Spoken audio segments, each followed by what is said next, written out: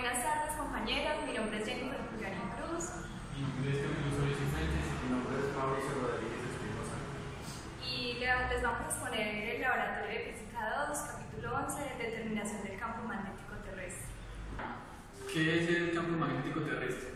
Se supone que el origen de este campo es el movimiento de la masa fluida conductora que constituye la parte externa del núcleo de la Tierra, asociada a las corrientes de la circulación en las diferentes capas líquidas de su interior, como se aprecia en las imágenes. El fluido conductor, al estar en movimiento e interactuar con el mismo campo magnético, permite que el núcleo se comporte como un dínamo de Faraday.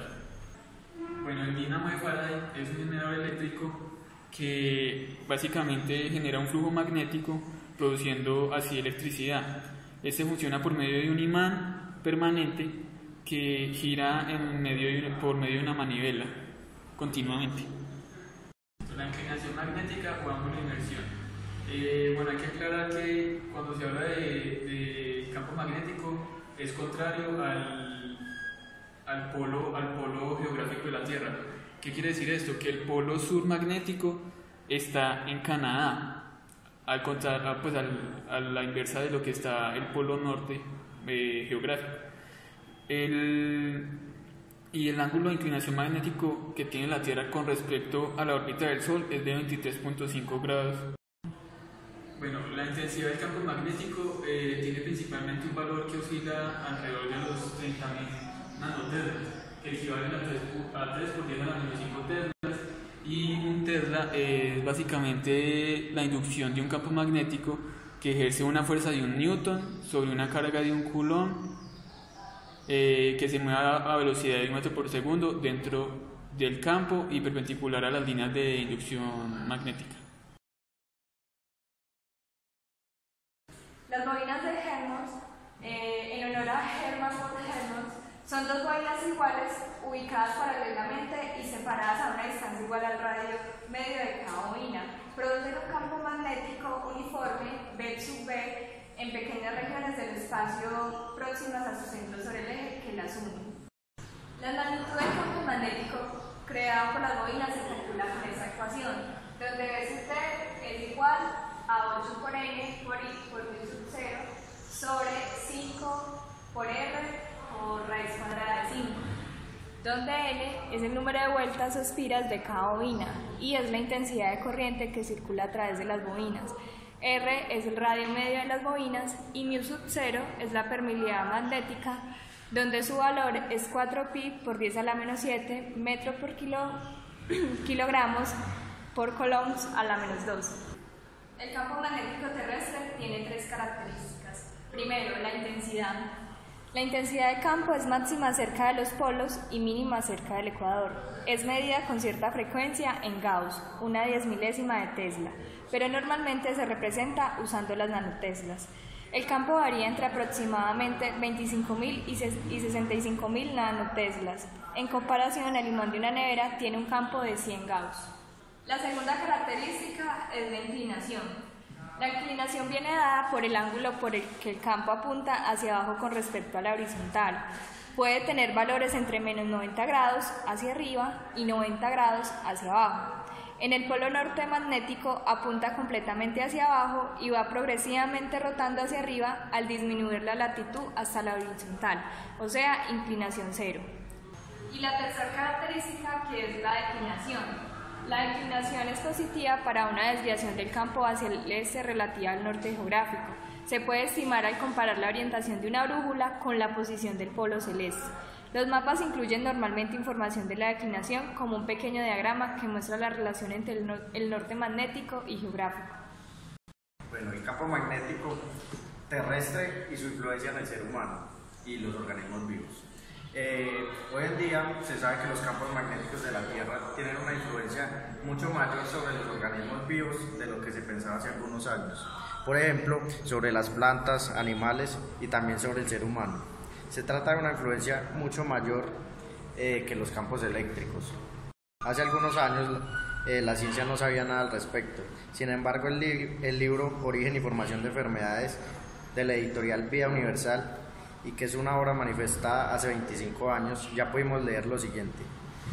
Los campos magnéticos terrestres traspasan toda la materia, todos los organismos, todas las plantas y todas las piedras. Todo lo que hay en la Tierra está sometido a la influencia de los campos magnéticos. Hoy en día la ciencia sabe que, por ejemplo, cuando se producen perturbaciones importantes en el campo magnético de la Tierra, las personas sufren más ataques de epilepsia, trastornos mentales, problemas circulatorios, cardíacos, dolores de cabeza, alteración de sueño, aumento de la presión ocular y anomalías en el equilibrio, entre muchas otras. Además, se observa un aumento de la criminalidad, agresividad, miedo, depresiones, falta de concentración y falta de memoria. Estudios publicados en los últimos años demuestran que durante las tormentas geomagnéticas aumenta la tasa de suicidios. Además, hoy en día sabemos que cuando se producen erupciones solares llegan a la Tierra vientos solares con mayor intensidad y estos chocan contra la magnetosfera de la Tierra y tuercen el campo magnético del planeta. La tormenta magnética, por tanto, no son otra cosa que una comprensión del campo magnético de la Tierra con el viento solar. Una buena pregunta que nos podemos hacer es: ¿puede el hombre influir o cambiar con su comportamiento el campo magnético de la Tierra? A través de los estudios podemos suponer que sí, que el movimiento de las grandes masas de terreno conducen a la transformación del campo magnético. Así nos podemos imaginar que en base a las grandes dislocaciones que se realizan sobre la Tierra, como esto puede influir, por ejemplo, en las grandes socavones que se realizan en las minerías, los grandes túneles que perforan montañas enteras, el almacenamiento de aguas en presas y envases, entre otros. Por tanto, el ser humano es una y otra vez responsable de los efectos que llegan y llegarán a él en forma de catástrofes naturales. Algo de lo que fue advertido a través de las profecías en el tiempo actual hace más de 35 años y que desoyó. También tenemos los efectos magnéticos sobre los animales. La ciencia ha descubierto que muchos de los animales tienen un sentido que se llama magnetorrecepción, que es el uso del campo magnético de la Tierra para orientarse, para perseguir presas, para calcular distancias y direcciones. Pero ¿qué les sucedería a estos animales y a otros que dependan del campo magnético cuando se debilite o si se produce un reverso en el campo magnético de la Tierra? Un ejemplo lo realizó Hans Fromm para ver qué sucedía cuando se bajaba la intensidad del campo magnético. El experimento que realizó fue introducir a sus pajaritos petirrojos a una cámara de acero y disminuyó la fuerza del campo magnético en una tercera parte. Los pájaros ya no aleteaban de una manera direccional, sino de forma desordenada. Como conclusión, Hans Fromm dijo que los pájaros necesitaban que el campo magnético se mantenga en una intensidad determinada para poder usarlo, aunque Fromm y sus colaboradores pudieron mostrar más tarde que los pájaros podían adaptarse al nuevo campo magnético en unos pocos días.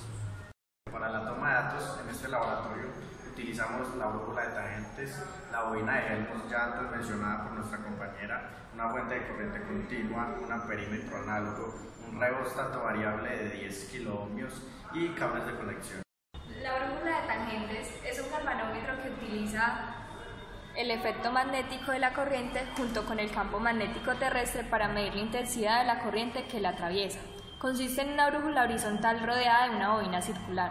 Intercalando el aparato en el circuito cuya corriente se quiera determinar, esta creará al atravesar la bobina circular un campo magnético a lo largo del eje de revolución de la bobina, colocando el aparato de modo que el campo magnético terrestre se dirija perpendicular al eje de la bobina al crear la corriente de un campo magnético a lo largo del mismo.